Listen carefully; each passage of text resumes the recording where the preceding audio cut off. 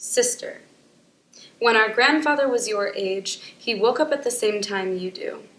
He stretched the sleep away, kissed his mother and sister goodbye, and went off to work. In the hours before school, he was an apprentice. He spent his mornings chopping, slicing, dicing, skinning. He was learning to be a butcher. He washed his hands hundreds of times every day, but no matter how hard he tried, his palms remained the splatter-stained red of your fingertips when you tie-dye your shirts every summer at camp. At 15, his mother still recovering from the loss of her husband and sister still learning to write legibly, he discovered what it felt like to hold the weight of the world in his rusty palms. He worked 3 jobs between calculus and chemistry, and while his friends played pickup soccer next to the dumpsters in a parking lot after school, he rode a bike 3 times his age across town to put on another blood-speckled smock. He told me once that he had the best childhood he could have asked for, only it ended about 10 years too early. He grew up faster than you've been trying to, but sometimes he still blew bubbles in the playground next to the monkey bars. He still played hide-and-go-seek with his sister. Sometimes, he told me, he would go outside at night and try to memorize the map of the stars trapped between the 20-story apartment buildings clouding the sky.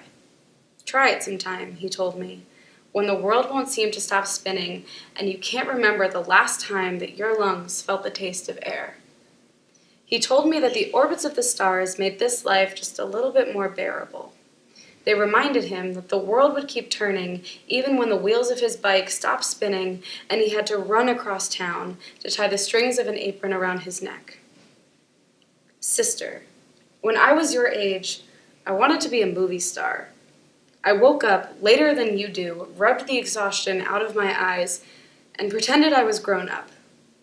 I squeezed my feet into our mother's highest red heels and staggered across the hardwood floors of my daydreams. My wallpaper was cluttered with wrinkled photos of Hollywood's finest ripped out from magazines that lay scattered across the floor.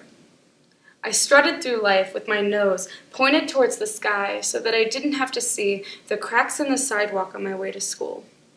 Sister, when I look at you, I can see the anxiety pulsing through your neck every time you clench your jaw. You wake up every morning and try to stretch out your age with the rubber bands that you use to tie up your hair. You told me once that you know better, that you push yourself this hard because that's what Grandpa would have done. But sometimes, sister, I worry that your rubber bands might snap from being stretched too tight. Sometimes, sister, I wonder if you've ever stopped and studied the stars.